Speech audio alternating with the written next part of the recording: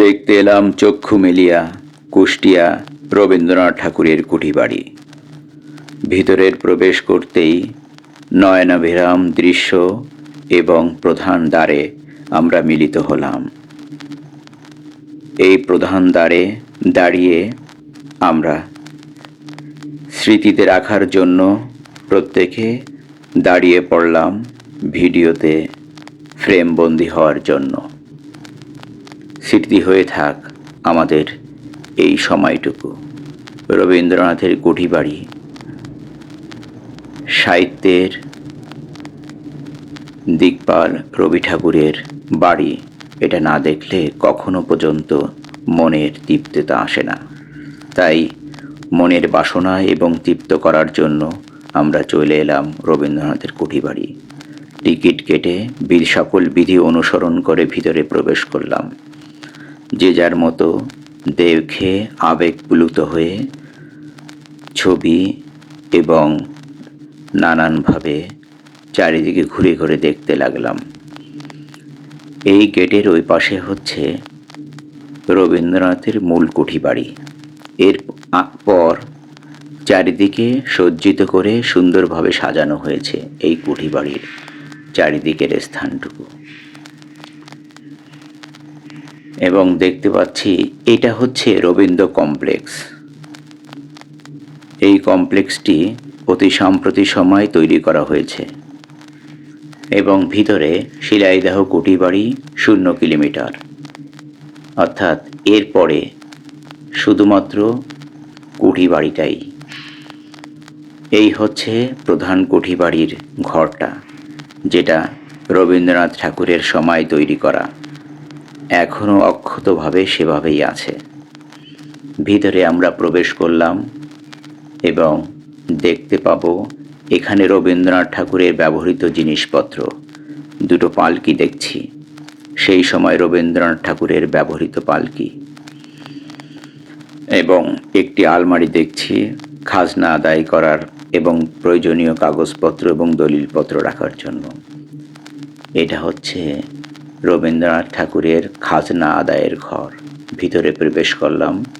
এই টেবিলের উপরে কাগজে লেখা আছে তৎকালীন খাজনা গ্রহণ করার টেবিল, এবং পাশে সেই নৌকোটি। রবীন্দ্রনাথ ঠাকুরের পদ্মায় চড়ার বজরা নৌকোটি ভেঙে গিয়েছে, কিন্তু বজরা নৌকার আদলে কাঠের একটি ছোট্ট মডেল নৌকো তৈরি করা হয়েছে। এবং চারিদিকে প্রতিটা ঘরের ভিতরে ওয়ালে ঝুলানো আছে নানান ধরনের ছবি, এক একটা বয়সের এক একটা সময়ের ছবি, স্মৃতি বিজড়িত সকল কিছু ঝুলানো আছে, যেন দর্শনার্থীরা দেখে সেই সময়ের কিছু বিষয় বা সেই সময়ের কিছু কথা যা যেভাবে সাহিত্যে অবলোকন করেছে সেটা যেন বুঝতে পারে। এই ঘরের ভিতরে আছে একটি লোহার যন্ত্র। একটি যন্ত্র হচ্ছে মাটি সমান্তরাল করা। এই যন্ত্রটি মাটি সমান্তরাল করার জন্য তৎকালীন ব্যবহৃত হতো। এবং পাশে হচ্ছে ঘাস কাটা মেশিন, যা মেশিনের গায়ে কাগজে লেখা আছে। এই খাটটি রবীন্দ্রনাথ ঠাকুরের ব্যবহৃত খাট। এই খাটে উনি শুইতেন।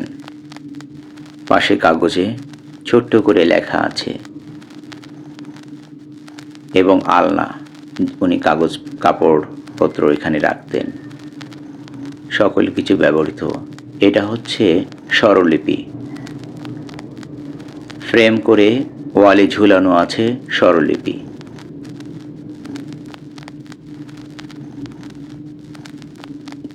পাশে নানান সময়ের ছবি।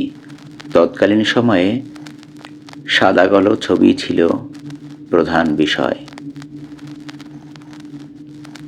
এটা হচ্ছে রবীন্দ্রনাথের পারিবারিক ছবি।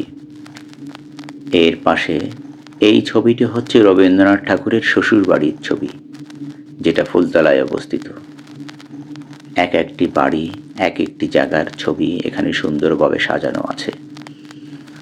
দেখতে খুবই ভালো মনে হয়, মন ভরে যায় এবং অনুমান করা যায় সেই সময় রবীন্দ্রনাথ ঠাকুর ছিল অত্যন্ত শৌখিন একজন ব্যক্তি।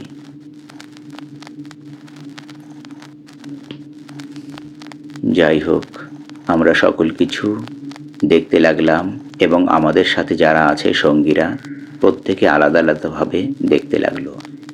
এই দোতলার থেকে দেখা যায় টোটাল বাড়িটির চারিদিকের অবস্থান এবং চারিদিকের পরিবেশ। কুঠিবাড়ির চারপাশে যে প্রাচীর নির্মাণ করা হয়েছে এটা হচ্ছে পদ্মার ঢেউয়ের মতো। অনুমান করা যায় রবীন্দ্রনাথ ঠাকুর পদ্মার ঢেউটাকে কত ভালোবাসতেন, তাই তার বাড়ির সামনের ওয়ালটাও ঢেউয়ের মতন ভাবে তৈরি করেছে। অনেক দর্শনার্থীরা এখানে এসে এইসব দেখে। এই উপরে আছে একটি স্পিড বোট। স্পিড বোটটি নষ্ট হয়ে গিয়েছে, কিন্তু তার কাঠামোটা এখনও আছে। সেই সময় উনি ব্যবহৃত করত এই স্পিড বোট। পাশে আছে আরেকটি নৌকা। এই নৌকাটাও নষ্ট হয়ে গেছে, কিন্তু বাহ্যিক কাঠামোটি এখানে রয়েছে। পাশে হচ্ছে বকুলতলার ঘাট। এই পুকুর ঘাটের পাশে বকুলতলায় বসে রবীন্দ্রনাথ ঠাকুর অনেক কবিতা, অনেক গান লিখেছে। ইনি হচ্ছে জেলা প্রশাসক কর্তৃক মনোনীত একজন শিল্পী। তাই এই শিল্পীর সাথে আমাদের যারা সফর সঙ্গী রমণীরা আছে তার সাথে একটি গান পরিবেশন করছে।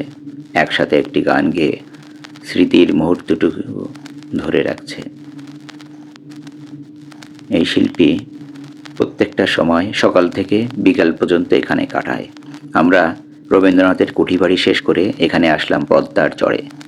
এই পদ্মার চরে এখান থেকে রবীন্দ্রনাথ ঠাকুর বজরায় করে পদ্মার পাড়ে ঘুরতেন এবং বজরায় তার সাথে কবিতার আসর, গানের আসরের জন্য তৎকালীন সময়ে প্রখ্যাত কবিরা তার সঙ্গী হিসেবে এই বজরায় যে যার মতো কবিতা, গান এবং সাহিত্য চর্চা করতেন। এখন পদ্মায় চড় পড়ে প্রায় মৃত। তৎকালীন সময়ের কোনো ঢেউ এখন আর দেখা যায় না। পাশে একটি ছোট্ট ডিঙ্গি নৌকা। আমরা দেখলাম চারিদিকের অবস্থান, চারিদিকের সেই পদ্মার পাড়ে ঢেউ ভেঙে না যায়, তাই জেলা প্রশাসক এখানে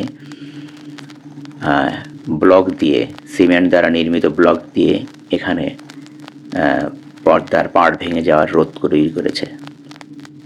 আমরা অত্যন্ত নির্মল পরিবেশে সুন্দর অনুভূতি দিয়ে সময় কাটিয়ে উপভোগ করলাম। আমরা সকলে এখানে সফর সঙ্গীরা একত্রেই আছি। শুধু দেখতে পাচ্ছি পদ্মার ঢেউ এবং পদ্মার চারিদিক স্থানসমূহ। খুবই ভালো লাগছে এমন একটা পরিবেশে, এমন একটা স্থানে আমরা আসতে পেরে। সময়টুকু খুব সুন্দরভাবে অতিবাহিত করলাম। অনেক ধন্যবাদ যারা আমাদের সাথে দেখছেন এবং তারা সময় সুযোগ করে একদিন আসবেন। ধন্যবাদ আপনাদের। ধন্যবাদ আপনাকে।